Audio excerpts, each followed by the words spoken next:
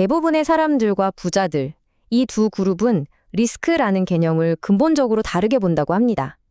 오늘 이 시간에는 바로 그 결정적인 차이가 무엇인지, 그리고 그 차이가 어떻게 부를 가르는지 한번 자세히 들여다보겠습니다.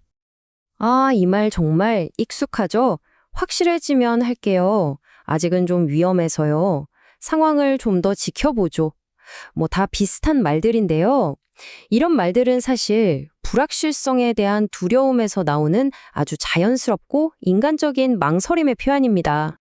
바로 이 지점에서 아주 결정적인 차이가 드러납니다. 대부분의 사람들은 리스크를 어떻게든 피해야 할 대상으로 보잖아요. 그런데 부자들은요, 리스크를 피하지 않습니다. 오히려 그 리스크의 가치를 부여하고 아주 정확한 가격을 계산해내죠. 모든 건 바로 여기서부터 시작되는 겁니다. 그렇다면 이 두 갈래길은 대체 어디서부터 나뉘는 걸까요? 핵심은 간단합니다.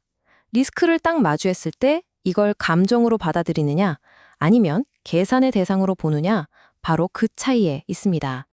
대부분의 사람들에게 리스크는 감정, 특히 공포라는 감정으로 다가오죠.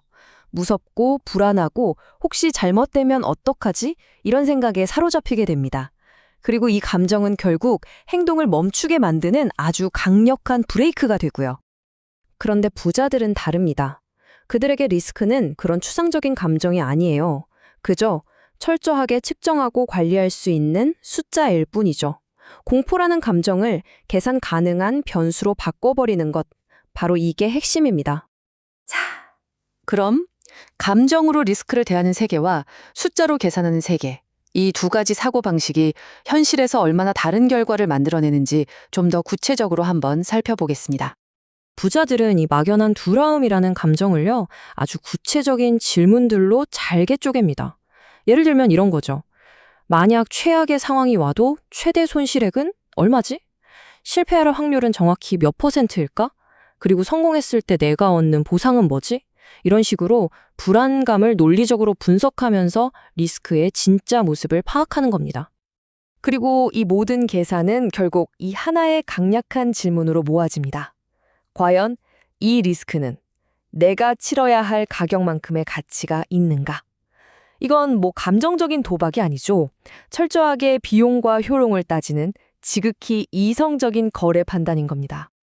아니 그러면 왜 똑같은 위험 앞에서 누구는 물러서고 누구는 들어갈 수 있는 걸까요? 이게 단순히 용기가 더 많고 적고의 문제가 아닙니다. 바로 리스크를 감당할 수 있게 만들어주는 눈에 보이지 않는 구조가 있느냐 없느냐의 차이에서 비롯됩니다. 그 구조의 첫 번째 기둥은 바로 손실 하한선을 설정하는 겁니다. 어떤 투자를 시작하기 전에 내가 감당할 수 있는 최대 손실은 딱 얼마까지다 라고 명확하게 선을 그어두는 거죠. 이렇게 출구 전략이 미리 정해져 있으면 막상 위기가 닥쳤을 때 공포라는 감정이 의사결정에 끼어들 틈이 사라지게 됩니다. 두 번째 기둥은 리스크 분산입니다. 뭐 계란을 한 바구니에 담지 말라는 말처럼요. 한 곳에 모든 걸 거는 대신에 자산의 종류나 시기, 구조를 잘게 쪼개서 위험을 나누는 거죠. 이런 구조 덕분에 혹시 하나가 실패하더라도 전체 시스템이 와르르 무너지는 일 없이 다시 회복할 수 있는 힘을 갖게 됩니다. 그리고 마지막 세 번째 기둥은 리스크를 바라보는 관점 그 자체에 있습니다. 이들에게 리스크는 무조건 없애야 할 대상이 아니에요. 오히려 더 큰 기회를 얻기 위해 기꺼이 지불하는 보험료처럼 일종의 관리 비용으로 여기는 거죠. 자, 이렇게 리스크를 계산하고 관리하는 사고방식, 이게 과연 어떤 결과로 이어질까요? 네, 바로 다른 사람들이 두려움 때문에 절대 보지 못하는 기회를 포착하게 만들어줍니다. 이 슬라이드를 보면 부자들이 언제 움직이는지가 명확하게 보입니다. 경기 침체기, 시장이 공황 상태에 빠졌을 때 큰 규제가 바뀌는 시점, 그리고 위기가 터진 직후, 전부 다 모두가 공포에 질려서 시장을 떠나는 바로 그 순간이죠. 이들은 바로 그때 가장 싸게 나온 기회를 발견하고 행동에 나서는 겁니다. 그리고 이게 바로 그들이 따르는 아주 단순하지만 강력한 원칙입니다. 시장의 공포가 최고조에 달했을 때 바로 그때가 자산의 가격이 가장 싼 최저점이라는 것. 왜냐하면 그 불확실성과 공포가 가격에 과도하게 반영되어 있다는 걸 알기 때문이죠. 그럼 이제 마지막으로 넘어가 볼까요? 리스크를 기회로 바꾸는 그 구체적인 계산법은 무엇인지 그 명확한 프레임워크를 한번 알아보겠습니다. 부자들의 의사결정 과정은요, 이렇게 아주 명료한 4단계로 정리할 수 있습니다. 첫째, 최대 손실 계산. 내가 감당할 수 있는 손실의 마지노선을 정하는 거죠. 둘째, 시스템 생존 확인. 그 손실이 실제로 발생해도 내 전체 시스템이 무너지지 않는지 다시 한번 점검합니다. 셋째, 보상 배수 분석. 성공했을 때 얻는 보상이 내가 감수하는 리스크의 몇 배나 되는지 따져보는 겁니다. 그리고 마지막 넷째, 구조적 방어 설계. 혹시 모를 위험을 줄일 추가적인 안전장치를 마련하는 거죠.